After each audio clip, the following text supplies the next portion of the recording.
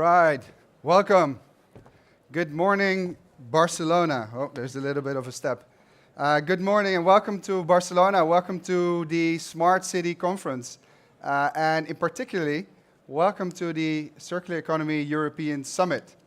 My name is Casper Jorna. In day-to-day life, I work for the MacArthur Foundation, where I lead innovation collaboration programs with businesses, governments, cities, academic institutions called the Circular Economy 100. It's one of our main programs of how we enable organizations to move from theory to action.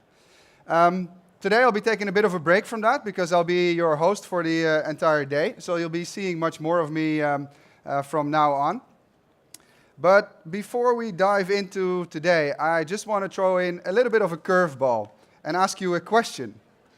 I would be surprised if you know it, but let's give it a go anyway. Who here knows what Harry Potter, Apple, the electronics company, and cities have in common? One guess. People. Well, yeah, that's actually true. What I was going for, although a good answer, is the year 2007 for all of these was a turning point. It instrumentally changed things. So 2007 was the year that we learned how the Harry Potter saga ended. It's when the final book came out. But it's also the year when Apple introduced the iPhone, which profoundly changed the way how we communicate and integrate technology in our lives. But more importantly for today's team, 2007 is the year that we became predominantly an urban society. More people were living in cities than not. And that's quite interesting because cities have been historically petri dishes of innovation. They have been able to drive change and address the status quo. But they're also concentrators of nutrient streams. So we bring products, materials, all of that into a city. We buy them, we use them, and in many ways, we discard of them. It's a take, make, dispose model, a linear model, which is putting cities under a tremendous amount of pressure. And we thought 6 years ago at the foundation, is there an alternative model? And what we found out by combining various schools of thought is that actually there is. And we call that, as you all know now, the circular economy. And so a circular economy which is restorative and regenerative by design. It keeps products and materials at the highest value and utility at all time. And it's a model that actually allows a city in all its complexity to thrive economically. Now, we're not quite there yet, but we're on the way.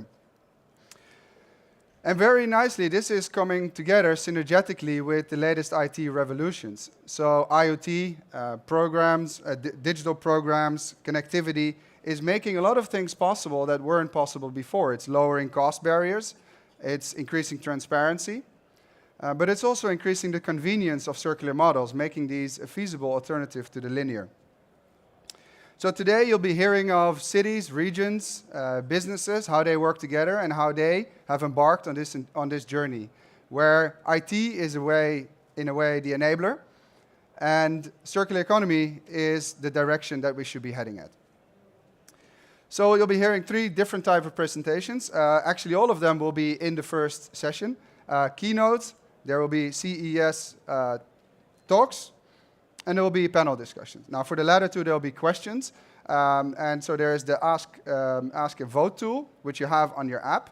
But there are also mics in the room that you can use to ask your questions at the end of the panel and the talks. There's also Twitter. We have a hashtag CES16 for those fond of us of twittering, and @CircularSummit, which is the Twitter handle. But it's the Circular Economy European Summit. And there's been a lot of things going on in Europe in the last couple of years, which in many ways came together with the release of the Circular Economy package in last year in December. So who better than to start us off for the day with someone who is very close to that. I'd like to welcome to the stage Joanna Drake, Deputy General of the DG Environment of the European Commission. She started as representation of Malta, has been involved in collaborative economy, new business models, SMEs, and since March 2015, the Deputy Director-General. Joanna, the floor is yours. Thank you very much, Casper. Thank you for this opportunity to address this first edition of the Circular Economy European Summit. And I would emphasize the European and the fact that it's hosted alongside the Smart City Expo, World Congress and International Integrated Water Cycle Show. I think I've just come from the International Integrated Water Cycle Show opening, the iWater, and there I made the link with circular economy, and here I would like to link the water also with the circular economy. But let's concentrate on the circular economy. For the first edition, the summit has chosen a very ambitious agenda, focused on the re-industrialization of cities and the creation of urban circular systems.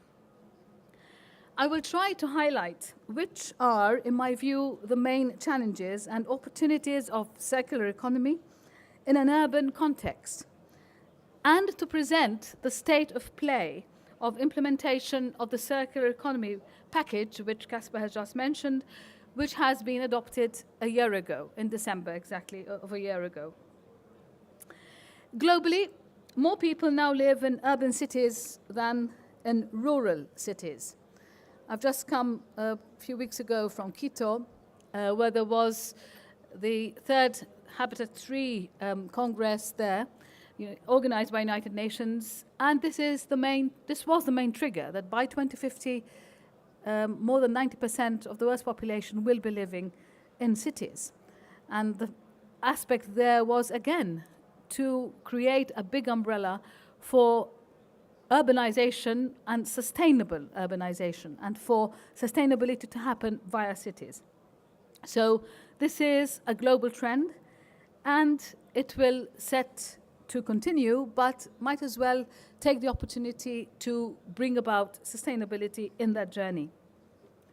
Particularly prominent in Europe, where more than 70% of its citizens live in cities, actually.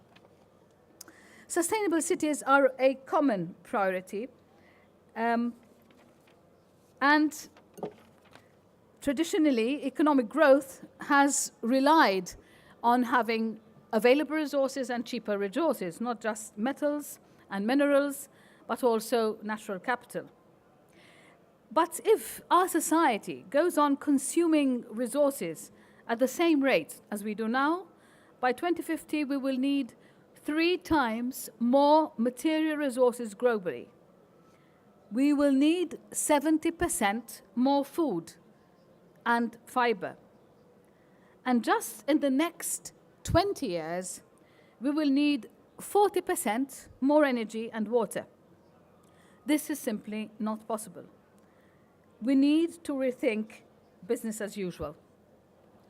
If we do things right, there needn't be a contradiction between the economy and the environment. Shifting to a more resource-efficient circular economy also offers the potential to significantly improve our competitiveness. And this is exactly why the Circular Economy Package was created last year within the European Union, with very much this mantra in mind. We need to link up sustainability with competitiveness. With value chains now being global, the European Union can lead in this field and benefit from its first mover advantage. Sustainable cities are a common priority. Objectives figure in the EU 7th Environmental Action Plan and the United Nations New Urban Agenda, which I have just mentioned and which was signed up by 179 countries in Quito. Cities are also at the heart of Europe's economy. They offer great potential for a transition to sustainable European society. 80% of our energy consumption takes place there, and 85% of EU's GDP is being produced in cities.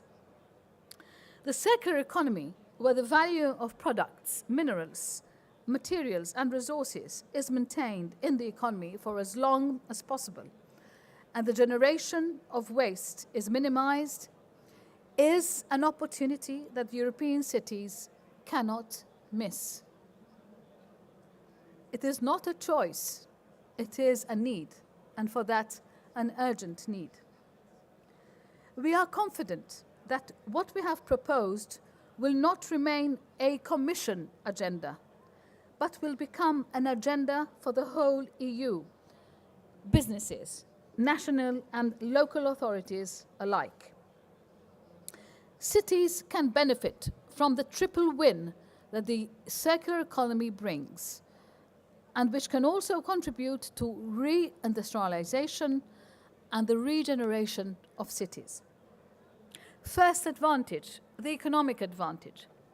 For the European Union, it is estimated that increasing resource productivity by 30% by 2030 could boost GDP by an extra 1%, while creating 2 million jobs more. Business-driven studies demonstrate significant material cost-saving opportunities for EU industry from circular economy approaches and a potential to boost EU GDP by up to 3.9% by creating new markets and new products and creating value for business. EU businesses could save 600 billion euros or 8% of their annual turnover from waste prevention, from reuse and similar measures. Moreover, the circular economy presents an opportunity for the rise of new businesses that specialize in secondary raw materials, in recycling, in reuse, in repair services, and this will create jobs and will trigger eco-innovation. The second advantage is, of course, environmental, because there would be reduced pressure on national resources and the foreseen 2 to 4% reduction of total annual greenhouse gas emissions. The third advantage is social. Health benefits from a cleaner environment, job creation. Only in the waste management sector, for instance, the proposed recycling targets can lead to 170,000 more jobs. As I said, we're about to celebrate the first anniversary of adoption of the Circular Economy Package, which is the cornerstone of the EU agenda on green growth. And it is, of course, a crucial contribution to addressing the global environmental challenges of climate change, resource scarcity, and marine litter. Its implementation will also contribute to urban circularity and greater resource efficiency. And I'm happy to tell you that we are broadly on track in the implementation of the package. Let's take stock, though, a little bit together about the implementation of the Circular Economy Package. The waste proposals. With increased recycling targets on municipal and packaging waste and the new binding target for the reduction of landfilling, will provide a clear and stable policy framework. The proposed legislation will allow public and private actors across the EU to develop long-term investment strategies focusing on prevention, reuse and recycling, whilst phasing out the landfill of waste and avoiding overcapacity in residual waste management. The separate collection of waste is extended to bio-waste. The negotiations on the waste legislative proposal are progressing well in the Council and the European Parliament. The European Parliament's ENVI Committee, the Environmental Committee in other words, envisages adopting its opinion in January. The Commission hopes that the legislators will be working constructively to reach a swift agreement. The Commission has adopted proposals on consumer protection in the online sales of goods and on revised fertilizers regulation. Important guidance documents have been adopted in the areas of industrial emissions, water management, unfair commercial practices, and green public procurement. Before the end of this year, the Commission should adopt the new eco-design work plan. The implementing measures on specific products will consider systematically aspects such as durability, repairability, recyclability of products, and reducing the cost of the product's end of life will also be incentivized through the so-called extended producers' responsibility schemes. But there are other deliverables in the pipeline for the near future. And this will include a communication on waste to energy, in other words, transforming waste to energy, the selection of the pilot projects for innovation deals, and the establishment of a green financing platform in cooperation with the European Investment Bank and the national promotional banks to support circular investments. In preparation of the 2017 deliverables for next year, roadmaps for the plastic strategy and the interface between chemicals, products and waste legislations are to be published soon. In the same year, that is in 2017, next year, the Commission also plans to propose legislation setting the minimum requirements for reused water for irrigation and groundwater recharge. In order to take stock of the actions delivered and introduce those in preparation for the coming year, the Commission will report on the implementation of the action plan in January 2017. Of course, you know that innovation has to be very much at the center stage of the circular economy. I would say that it has to be the driver of these actions, because it has to bring about the new technologies and the new business models apart from the technologies in order to make it happen on the ground. The program Horizon 2020 call Industry 2020 in the circular economy will allocate more than 650 million euros to projects supporting the transition towards a circular economy. The Commission also recently proposed to extend the European Fund for Strategic Investments, the so-called FC Fund, into its second phase, with the aim to mobilize 500 billion euros of investments for 2020, by 2020, with a focus on financing more cross-border and sustainable projects, linking FC to the ambitious targets of the COP21 climate deal. But we also need to attract private investments in the circular economy. And for this, the Commission is planning to set up a platform together with the EIB, European Investment Bank, and the national banks to spread awareness and improve the bankability of such investments. However, SMEs, small and medium-sized enterprises, still have difficulties into tapping into the business potential of improvements in resource efficiency and the circular economy. In fact, only 25% of SMEs in the EU sell their scrap material to another company, while 45% of the large companies do so. By comparison, in the United States, 43% of the SMEs resell their waste. The new package contains a number of actions that support SMEs, such as facilitating the use of byproducts and secondary raw materials, encouraging reuse, providing guidance and exchanging best practices.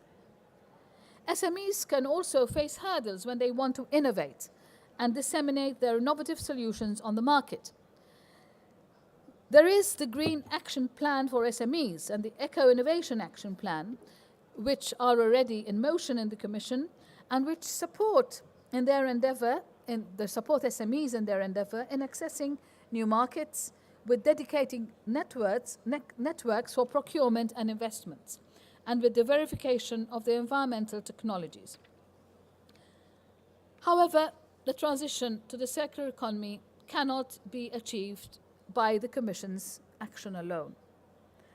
Local and regional authorities are in a privileged position when it comes to developing the appropriate instruments for implementation, as they are often the government level closest to the citizen.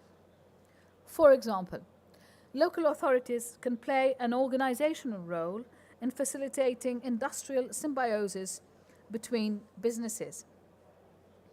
DG Environment is also developing an urban environment self-assessment tool to be launched later this year. This was a tool that we also presented in Quito with a lot of interest from around the world during the Habitats 3 conference. And this will enable cities to help themselves going towards the transition in order to manage a traction towards an environmentally sound urban management and planning. Some European cities are already the motor of effective waste management. For example, the best performance in terms of separate collection of waste are Ljubljana and Tallinn in Estonia, two cities that joined the EU in 2004. Or Kalundborg in Denmark, where a public-private partnership centralizes more than 30 waste streams to facilitate their exploitation and resource consumption. Allow me to outline in a little bit more detail the important benefits for regional and local actors of transitioning to a circular economic model, just in case you were not convinced. One of the direct benefits is that it will help complying with European legislation, especially in the water and waste sectors. You might say, okay, why is this important? We're so far away from it. Well, DG Environment has, at any moment in time, like 900 cases, open cases, against member states for not fulfilling their obligations under the environment legislation. So I think it might be worth to be considered as a benefit. There are a series of concrete actions that can be taken by public authorities to curb the landfill of waste and promoting recycling. For this, economic instruments like landfill taxes and pay-as-you-throw schemes have proven elsewhere to be successful. The second benefit for a regional or local authority is that it can stimulate infrastructure and service creation for citizens and businesses.